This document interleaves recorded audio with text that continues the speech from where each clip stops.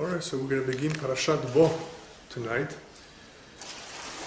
Parashat Bo is a very significant parasha, not only because this is the parasha where Am Yisrael begins the Geulah, begins the redemption, but also because we have several important mitzvot that are in this week's parasha. And we're going to talk a little bit about that. Why does Hashem want to already give them commandments, mitzvot, at this point in time? They haven't even received the Torah. Just because they're about to go out, what is the connection of these mitzvot, for example, the mitzvah of tefillin, to the redemption process? Why do they have to have these particular mitzvot in the very, very beginning? But just to give you a little bit of an introduction, there is one midah in Judaism, a very important quality, that is called hakarat tov. Hakarat tov means gratitude. It is very central to Judaism, very much emphasized how important it is.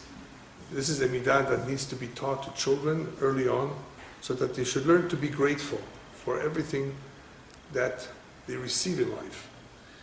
This mitzvah, or I should say this midah, this quality, does not only apply ben adam lechavro, between human beings, but also between us and Hashem, between us and God. The rabbis, for example, tell us that even for something as small as someone has taught you something, someone taught you a halakha, some small detail, you still have to respect him and call him teacher, just for having taught you one halakha. That shows how grateful we need to be for everything that we receive. And obviously being taught something is definitely important. Why does this have to be told to us? Isn't it common sense that we should be thankful to those who have done something good to us? It's not so simple, because the human being tends to avoid being thankful. He would rather not express his gratitude. The reason for that is because when one expresses gratitude, it obligates him. He feels that he's being connected to someone else, and he doesn't necessarily want to be connected to someone else. So people therefore would rather not express that gratitude to someone else. Now when it comes to Hashem, Hashem does want for us to be connected to Him. It is very important that we stay connected to Him. And this gratitude is simply something that we have to recognize as they did something good with you. You need to acknowledge that. Because by acknowledging that something good was done for you, hopefully you will learn from that that is the way that you should act with others, that you should be kind towards others and do that which is good, a favor from time to time for others. That is how I explained the mitzvah of Hashavat Amidah. There's a very interesting mitzvah in the Torah called returning a lost object. You find a lost object, and this is in a community where this possibly belongs to one of the members in the community. You don't know who. There are instructions how to go about returning this lost item. People have to, of course, identify it. You have to announce that you found something. But why did that person lose the object to begin with? Remember, we believe that everything happens for a reason. Somebody lost it for a reason, somebody found it for a reason. Why would that individual have lost it? So look at the Hebrew word Avedah. The three important letters of Avedah, the root of the word lost object, is Aleph, Bet, Daled. Isn't it interesting that they're in sequence? Except that you're missing one letter, the Gimel. Aleph, Bet, Gimel, Dalet. There's no Gimel in Avedah. There's Aleph, Bet, and Dalet. Okay. What does that tell you? Without getting into the word Avedah, what those letters mean, I explained that the fact that the Gimel is missing, and the Gimel stands for Gimilut Chasadim, acts of kindness. Perhaps it is telling us something. The reason why this object was lost is because someone will find it and hopefully return it to you, and he will show you what it means to be kind, to care, to be concerned about someone else. You may have lost it perhaps because you were missing the gimel. The one who lost the object perhaps lost it to begin with because he was not kind. Perhaps he needs to learn a lesson in kindness. Somebody else will make an effort, go out of his way to find you, return it to you, so that you can learn what it means to be kind to others. You have individuals who are not only ungrateful, mishalmim ra'at tachatova. Instead of being grateful, they do something which is not nice. They harm you. It's one thing not to be grateful, it's bad enough, but to do something bad, to do something negative. The rabbis therefore warn us, Bor sheshatita mimeno mayim, al tizrok boregev, a well that you drank water from, be careful, don't throw mud into it. You drank from it. Be careful not to throw mud into it. So we see there are many, many such examples where people have to be very careful to show that they're thankful for any favor that was done for them, and definitely to be careful not to harm the individual that was so nice to you. When we experience a miracle, in Judaism, we make an effort not only to say thank you to Hashem for the miracle, but also to express it openly and publicly. Sometimes, depending on if it was a big miracle or not, we make even a seudat hodaya. We express our gratitude to Hashem by making a Thanksgiving meal, a seudat hodaya. We don't just make a blessing, we don't just say thank you, we actually make a meal. What is this for? What is the meal for? Why do we have to publicize what happened to us? Well, first of all, we need to remind people that Hashem, Mashgiach al-Olam, Hashem supervises the world, and it was through Him that the miracle occurred. It wasn't an act of nature, it wasn't by chance, it wasn't a coincidence. We don't believe in these things at all. So we want to emphasize, we want to remind people who will hopefully participate in this meal, miracles occur. They really occur because there is a divine hand that runs this world. And it's only because of Him that this miracle occurred. So we want to bring this out. We want to recognize it. We want to thank Hashem. We want people to learn from this that this is what they need to do if something similar were to happen to them. Not only that, the rabbis also tell us that if you went through a potential dangerous situation, potential, it wasn't a real danger, it wasn't no miracle, but there was a potential for a danger, when you come out of it, you say Hagomel. Remember? Special blessing, Hagomel Chayavim Tovot. For what kind of situations? Just a few examples, the typical ones. You came out of prison. Yeah, that could have been dangerous. Right? You went overseas, like you traveled through the desert, you traveled through the ocean. These are potential dangerous places. Or one who was very, very sick. He was in the hospital. He went through major surgery. These people need to say Hagomel because they were in a potential danger.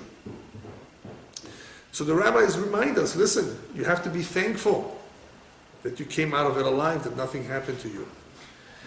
Now during the days that we had the Bet HaMikdash, that we had the temple, there was something called Korban Todah, a very special sacrifice. An animal was brought as a sacrifice to give thanks to Hashem.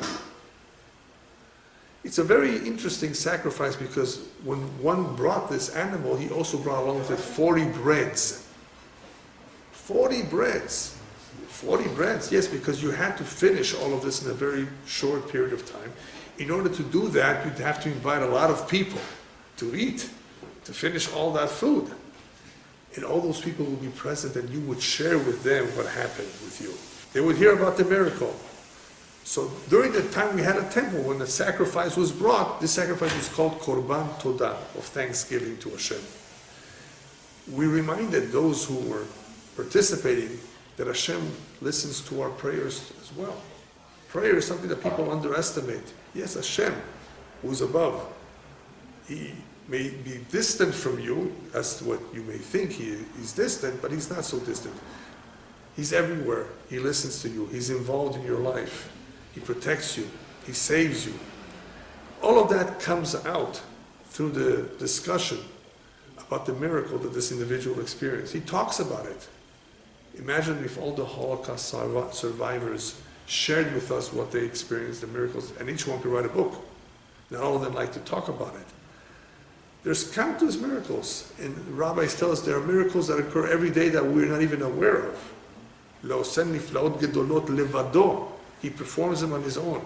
He knows about them. We may never find out about them. But the moment we wake up, we already say thank you. Modeh ani lefanecha. That's the first thing we say when we wake up. You woke up. Some people didn't wake up. You woke up. Hashem restored life into you. You had hopefully a good night's sleep. We recognize that. We come out of the bathroom. We say a special blessing that Baruch Hashem, the plumbing is working. By some people, that plumbing is not working. Could you imagine if there would, God forbid, be a stima, a blockage somewhere where there should not be a blockage? What this can do to the body? There's all kinds of things that we just take for granted. But the rabbis tell us, don't take it for granted. Be thankful, be grateful, and say so through a blessing. And of course, if you were in a real dangerous situation, and if you experience a miracle, then perhaps even go one step beyond just thanking Hashem with a blessing, but make a seudat odaya. There's no korban to this, there's no sacrifice to it. At the very least, bring or make a meal, a Thanksgiving meal.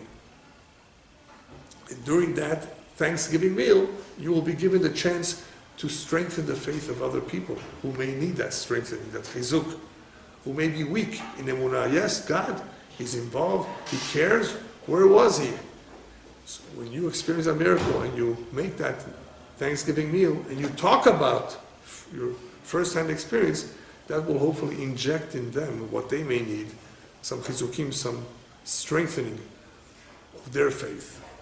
So it is not by coincidence that as the Jewish people are about to leave Egypt, one of the first mitzvot, one of the first commandments they get is Korban Pesach, the sacrificial lamb. What is that all about? That is a Korban Todah of sorts. That is a sacrifice of giving thanks to Hashem. During the time we had a temple, they brought that every year. They ate it. And it was not a person by himself. It was a group of people, the family and others, who got together to eat from this, to talk about the miracles of Egypt that happened so long ago in the past. It's not just because it's important that it happened. It's because it continues to happen. There's continuous miracles happening all the time. So we emphasize that and we teach it to the children. Part of the Seder night is the education of the children. Teaching the children, making sure that the kids understand the importance of thanking, not only giving thanks to Hashem, but thanking other human beings as well for all the favors that they may receive from them. So with Korban Pesach, every Jew has an opportunity to hear what happened with his forefathers. And as you talk about the miracles of Egypt, you also are welcome to mention your personal miracles or the miracles that happened perhaps to your parents and grandparents. All of that is supposed to come out during the Seder night, which is an opportunity to educate, to teach, and to strengthen our faith. The significance of being grateful, whether it's to other people or to Hashem, also will enable us to protect us from the opposite quality called kfiyut tova, being ungrateful. A lot of people are ungrateful. Unfortunately, it's very, very sad. People may have helped them so much, and they don't recognize it. They don't admit it. Why not? So I once explained that the Hebrew root of kfiyut tova could mean one or two things. Either kofeh, he forces the other to do it for him. What does that mean? He assumes it's coming to him. Magiali, he did me a favor. It's nothing for him. He has millions of dollars. There's all kinds of excuses that people will give not to recognize the favor that was done to them. It's coming to me. He has all the money in the world. It doesn't mean anything to him to do something like that. Or, kofeh milashon, mechaseh. He covers it up. He ignores it. A favor was done for him, and he simply ignores it. So the word kfiyut tovah in Hebrew, which means ungratefulness, it means you think it's coming to you, and therefore you don't acknowledge it, or you simply want to ignore it and cover it up, as though nothing happened. Either by minimizing it, or by simply not paying attention to this important fact that somebody did something for you. Somebody went out of his way, perhaps, worked very, very hard to help you, to do a favor. It's very, very sad. We see it all the time.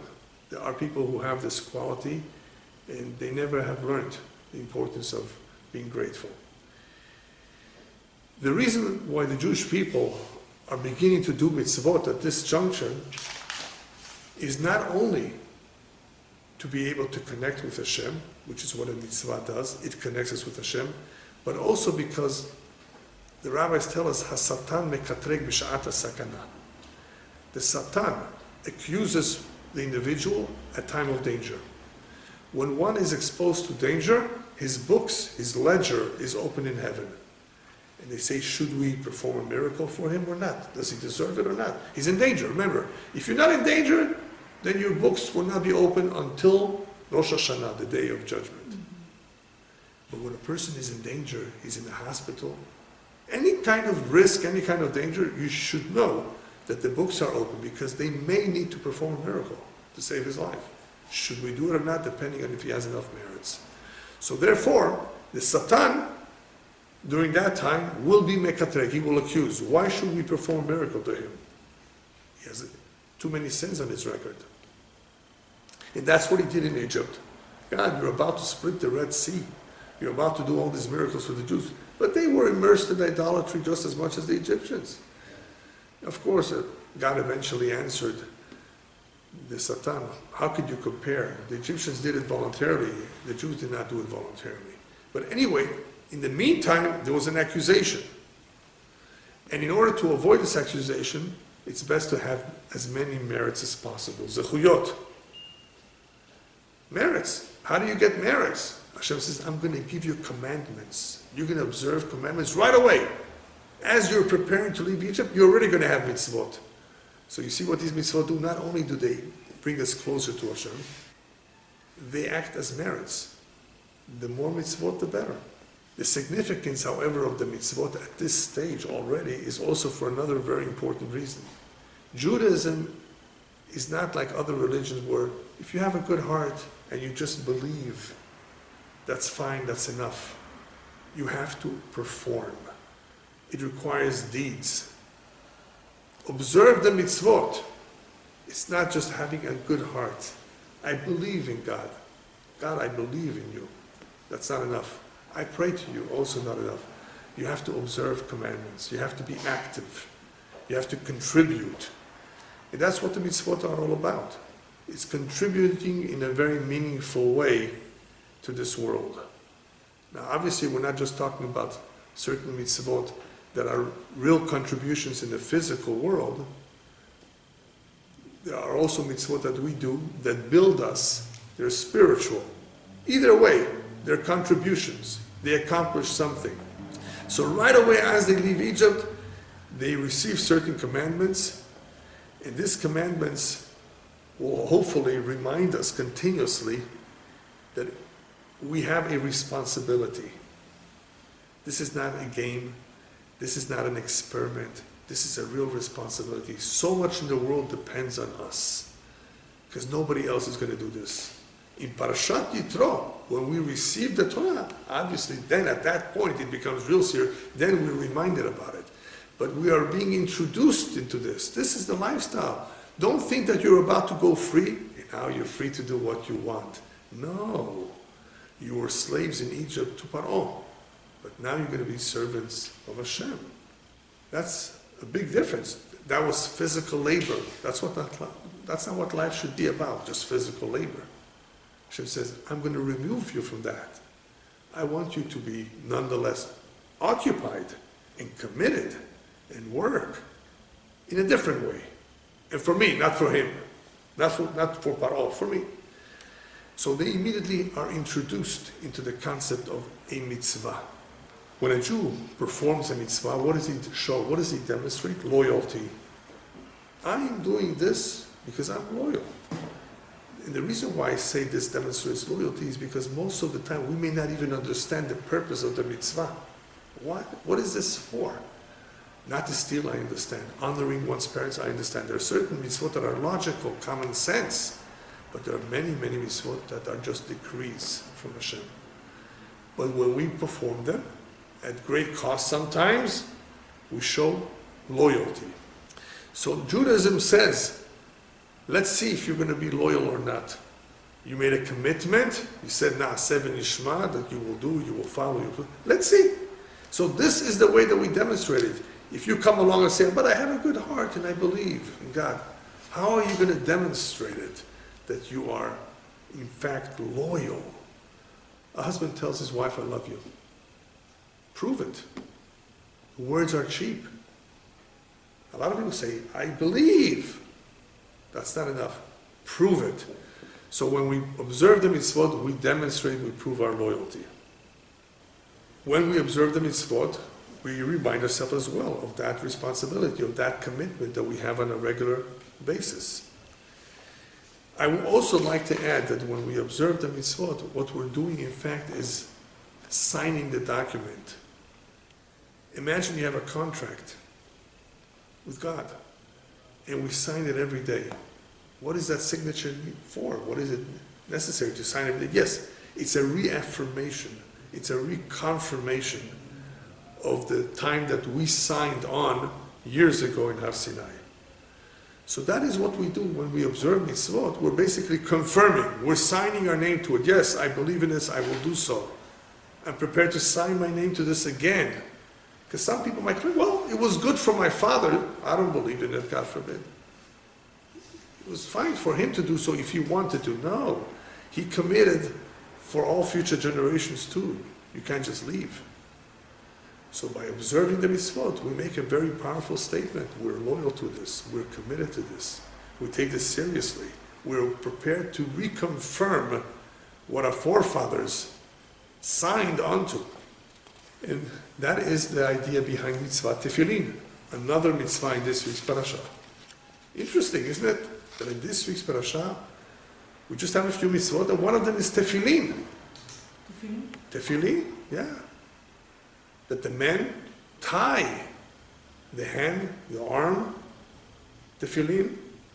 They put on the head tefillin. And these two tefillin, this set of tefillin, is not just put on, it's actually tied down. It sits well and tight on us.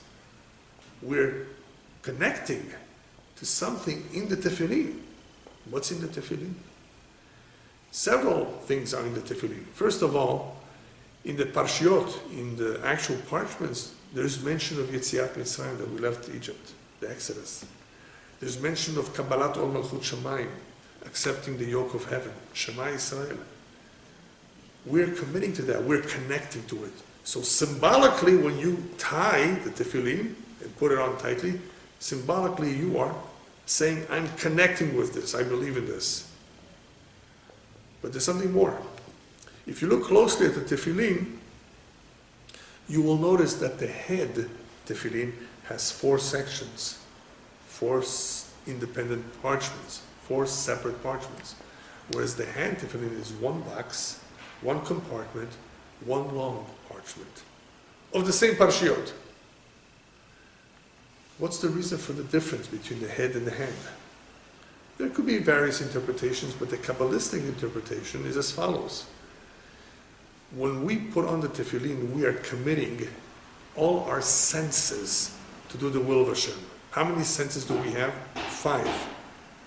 The sense of touch, the sense of smell, vision, hearing, and taste. We have 4 senses in the head and 1 sense in the arm, in the hand. So the hand has 1 compartment. The head has 4 compartments, corresponding to the 4 senses. We are committing by putting on the tefillin all our senses towards the service of Hashem. not for our self-gratification. A lot of people do things that please them, for their enjoyment. The mitzvot are not to please us, even though we may do them for the reward that we anticipate in the world to come, but that is not the ultimate goal. The ultimate goal is to please Hashem, to be loyal to Him. So here we're saying we're committing all those senses, our entire body and soul, to the service of Hashem.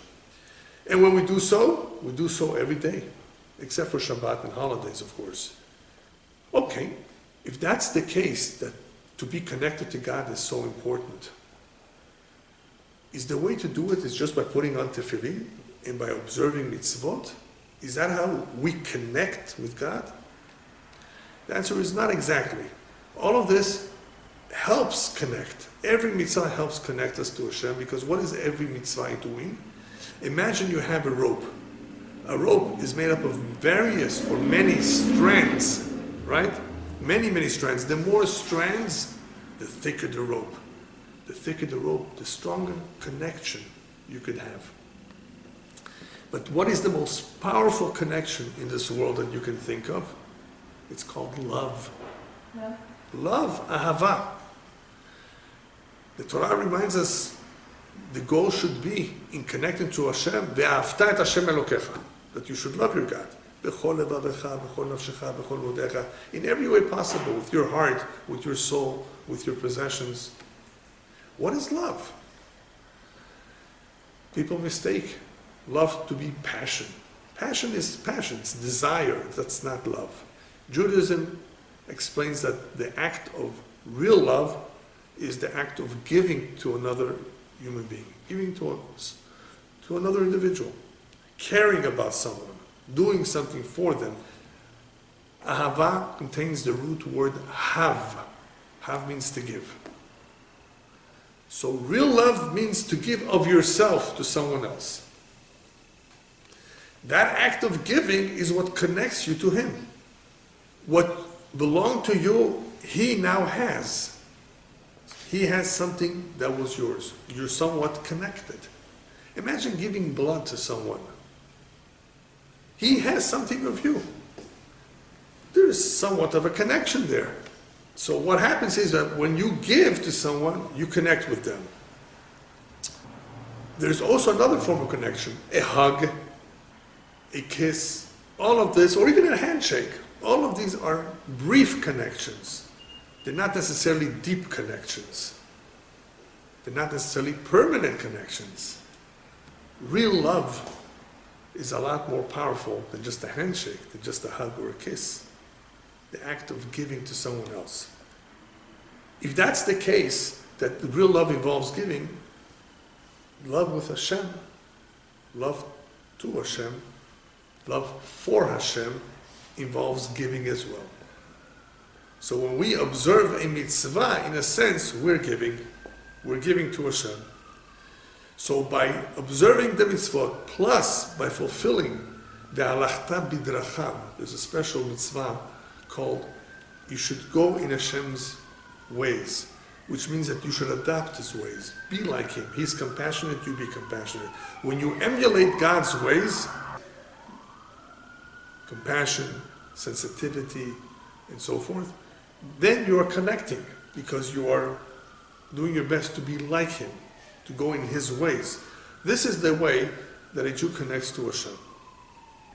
You find another idea that also relates to connection in the story of Adam and Chava. When the Torah describes Adam and Chava being intimate, it says, Vayeda Adam et ishto, and he knew her. Intimacy in the Torah is being described as knowing her. And he knew her. Apparently, knowledge is something very, very close to us. It becomes a part of us. That knowledge means that you've not only learned something, it has become a part of you. And now you practice it, or you put it to work.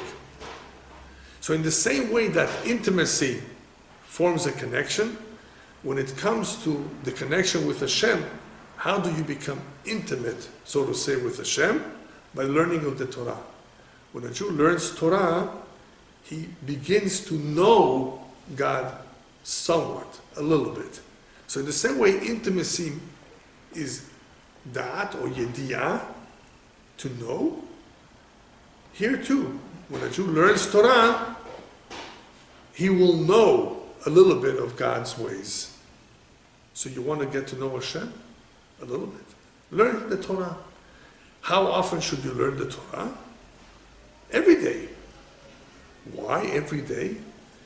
Ask a woman, would it be okay if her husband only saw her once a year? Of course not. No. I don't think any woman would agree to that kind of an arrangement where her husband sees her, I'll see you just once a year.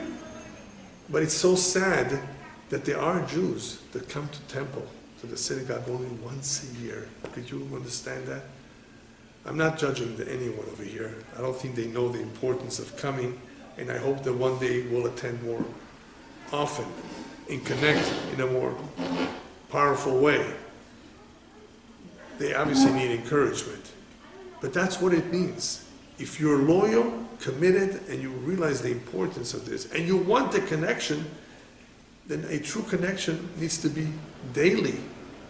You can't say just once a year I'll see you. Once a year I'll learn the Torah. It doesn't work that way.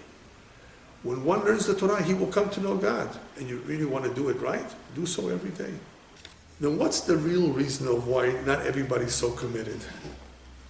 What's the difficulty in that this connection is sometimes rofef, as it's called in Hebrew? It's weak, it's slack, it's not strong. The main reason why the connection with God is not always as strong as it could be is because yeshnam harbe mitcharim, as we say in Hebrew, there are many competitors. There's a lot of competition out there in the world. Everybody wants attention. There's a lot of things that draw that attention from people. So I call it competition. It's because of the competition that people are being distracted and becoming interested in so many things instead of focusing on the most important one of all, their connection with Hashem. Mm-hmm. So because there's so much competition, what does Hashem do?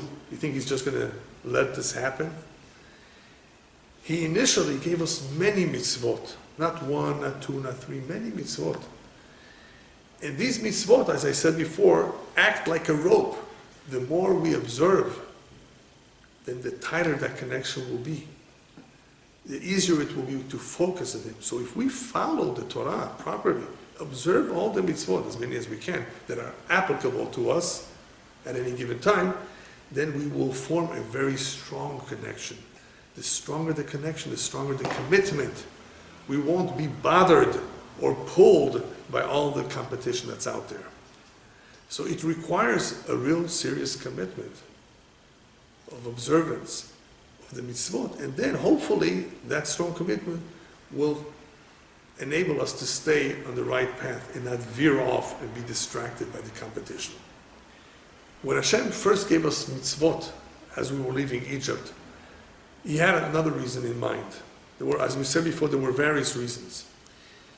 What are these mitzvot going to do for us, other than just connect to Hashem and show that we're loyal and committed? Besides that, we have to remember that in Egypt they were immersed and exposed to a tremendous amount of impurity. Here we're talking about competition. The big problem with the competition is what it does to the soul. It can contaminate the soul. Here, the Jewish people, hopefully, will become a holy nation. There's always a danger, however, that in the midst or in the process of wanting to become holy, they may become unholy. There's a lot of unholy things around that can contaminate them. So Hashem gives us a lot of mitzvot, a lot of commandments, to purify us from that impurity that existed in Egypt. Get away from that. I'm going to give you a whole different way of life, a different perspective, a different routine, and you will see how much more beautiful it is, how healthier it is. It's going to change you completely. You're going to be a different human being. So the mitzvot are immediately being given to us for our benefit. Lezakototano. What does lezakototano mean? Not only to increase our merits, as we said before. Ratzah Kadosh Baruch Hu lezakot said He wanted them to have many merits, Zchuyot, lezakot also means zikuch. He wanted to purify us. So in the end, what these mitzvot accomplish are not just merits, but also purification. When a Jew is committed and regularly observes the mitzvot, it does something to him. It's supposed to transform him, hopefully elevate him, purify him, make him holier. All of this helps in his connection. But not only in the connection, it helps him stay away from trouble. Stay away from all that impurity, because it's totally not compatible. He will hopefully lose interest in that. And when you lose interest, that's good. Then the competition has no power over you. But imagine all those people who are interested and eager to learn more about that impurity. They will fall one day. You have to be careful. You are committed to this. Stay with that. The Kabbalah goes on to add that if a Jew does not observe all the mitzvot, if he's lacking, then his neshama peguma, his neshama is defective. The best way to understand what defective means, we're not saying it's bad. When we say defective, it means it's missing something. It's not complete. And when the neshama is incomplete, it's not completely healthy. The best way to understand it is with the physical body. You go to the doctor, you get a medical checkup, and they'll take your blood and your urine, and they will be able to determine which vitamins you don't have enough of. You're deficient in this and this and this vitamin. You need to take supplements, perhaps, whether it's iron, vitamin D, and so forth. Because not everybody has enough of them. And these are important for the health of the physical body. But here we're talking about the neshama. So when we say neshama, God forbid, can be peguma, or defective, I guess the better word would be deficient in some ways. It's serious. Because as the Kabbalah teaches, you sometimes have to come back in a reincarnation to complete what you're missing. But even without reincarnation, the fact that one is deficient in some area of the Torah, in some of the mitzvot, he's not who he can be. He's missing out. He will not feel as good. Something is missing. He may not even realize it because he's so distracted and not focused. But those great tzaddikim, the righteous, who are very sensitive, if they committed a sin, if they did it wrong, they noticed it, they felt it, and they did whatever they can to rectify it. We're not always on that kind of a level to be so sensitive that if we did something wrong, we immediately set out to rectify it. At the very least, we have those days between Rosh Hashanah and Kippur, when we do teshuvah and when we examine ourselves, what is there to change? But without that, it's important to always be aware that if something is done wrong, or something that should be done has not been done, something positive, it affects us. It affects the neshama. So we spoke about Korban Pesach, and we spoke about Tefillin. Now I'm going to give you a third mitzvah that is a very interesting mitzvah that also, for good reason, appears in this parasha. And that's a mitzvah of HaChodesh Hazeh Lachem, Rosh Chodeshim. Hashem is telling the Jewish people, this is your Independence Day. You are being formed into a nation. So even though Tishrei may be the first month of the new year, Nisan will be the first month. First month meaning, even though the year changes in Tishrei, Nisan is the first month. It has the title of being the first month. But it's not only telling us about Nisan. The mitzvah of HaChodesh Zeh Lachem is the mitzvah of Kiddush HaChodesh. The Jewish people, at least in the past, brought in the new moon with witnesses who went out to see physically if there's a new moon. And Judaism has a tremendous emphasis on all the astronomy behind the new moon. All the astronomy behind establishing an accurate calendar. It's a very accurate calendar. So even though today everything is computerized and we don't need witnesses anymore to go out and check, the basics are still pretty much the same. There's a lot of accuracy involved here and necessary because we need to establish when the holidays will come out. We can't have Pesach coming out in the winter, Pesach always has to be Chodesh Aviv in the spring. So in order for everything to come out just right, keeping in mind that the solar and the lunar calendars are different, and we look at the new moon to establish the new month, but we have to reconcile the solar as well, otherwise everything is going to be off. Because the solar calendar is longer than the lunar calendar. So therefore, all that reconciliation requires a lot of math, a lot of calculation, which was already done for us. But there's a lot of wisdom behind this. It's not so simple. And this wisdom is not just the wisdom of men, this is a tradition that we have all the way back to Sinai, that Hashem gave Moshe. How to be able to calculate the calendar. But why talk about it right now? Why is this mitzvah being introduced to us at this point?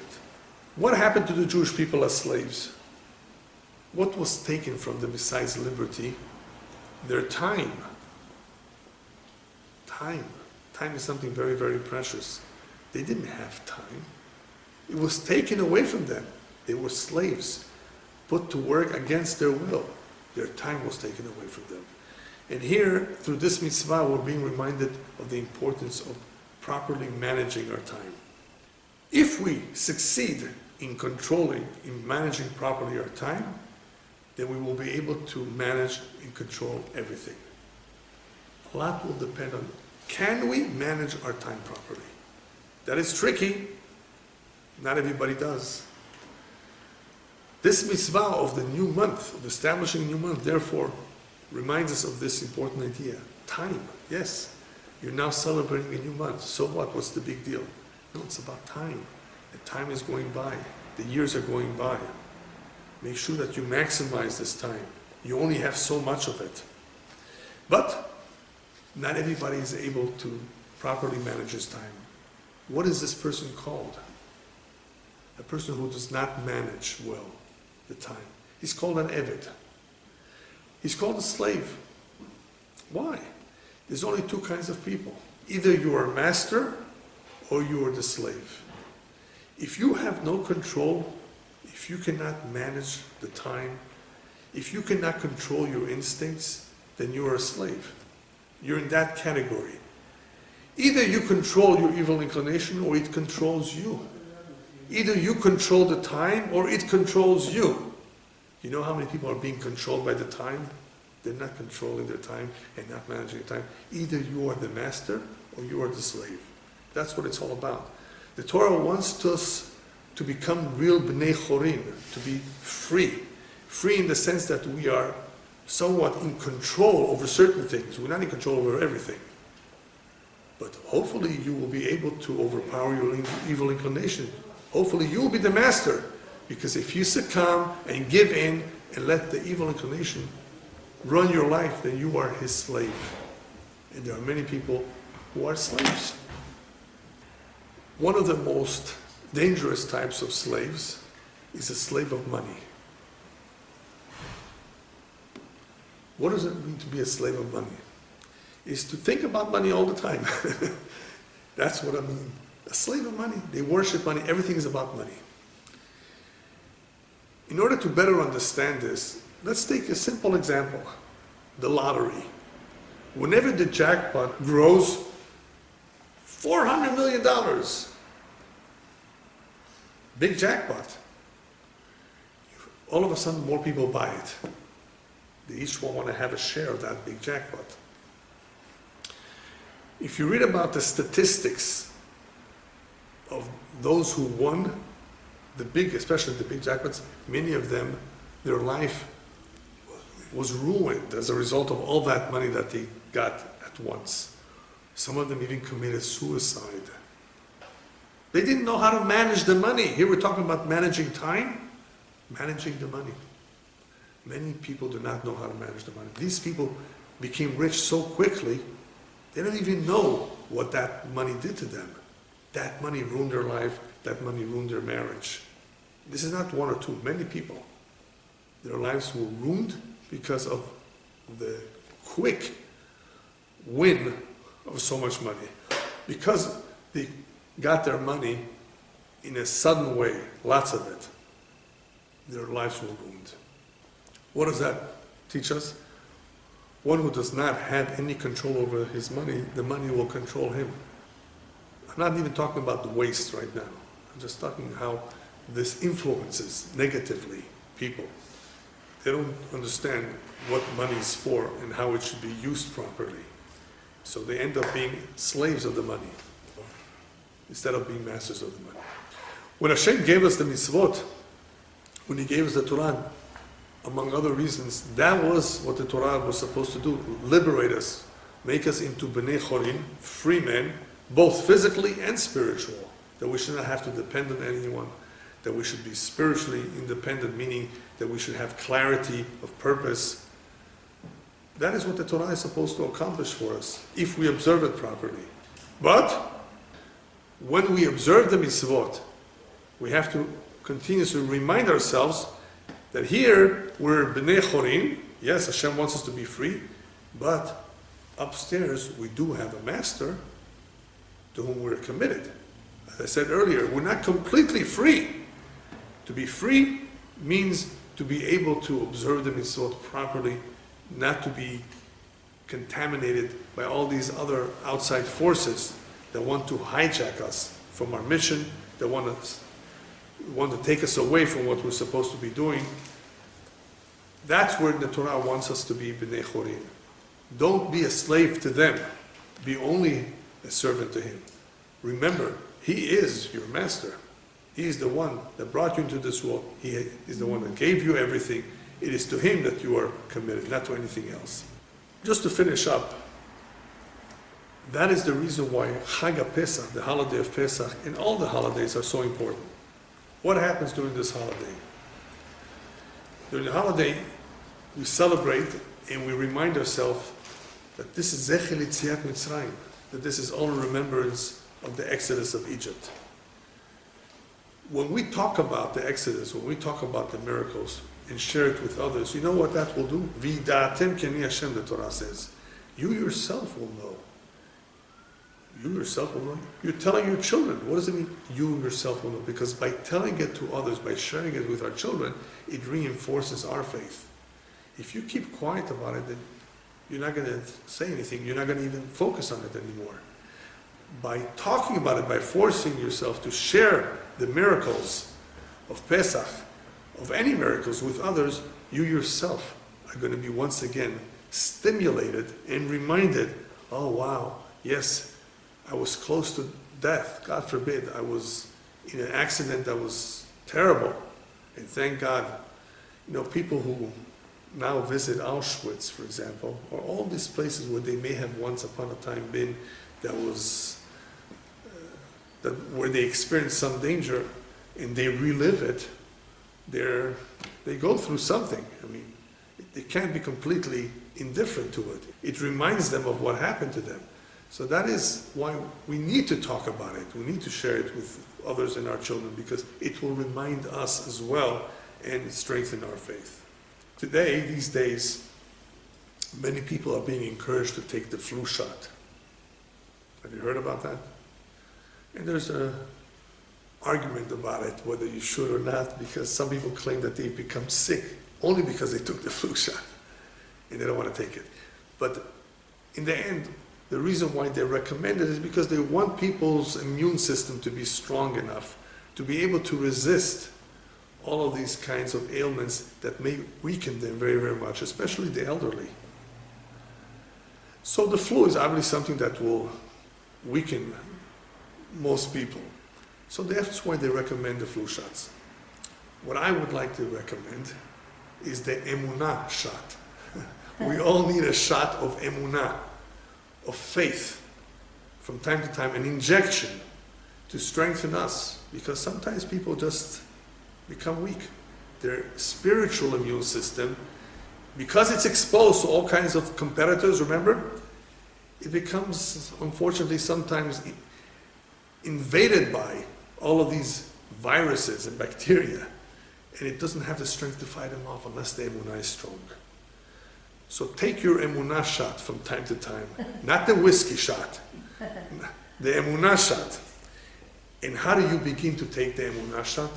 You'll be surprised. It begins even with the small details like kissing the mezuzah when you enter the house and when you exit the house. Small things like that. You kiss the mezuzah, you kiss the chumash, you kiss the siddur, the prayer book, the tehillim, right? You put on the kippah, you cover your head for the men. You do small things. This is not even written in the Torah. This is not an obligation, but this is good habits. What kind of habits? Habits that we form in respecting that which is holy. When we train ourselves to respect that which is holy, that will hopefully infuse us with the strength that we need to remain, B'ezrat Hashem, God willing, an Am Kadosh, a holy nation.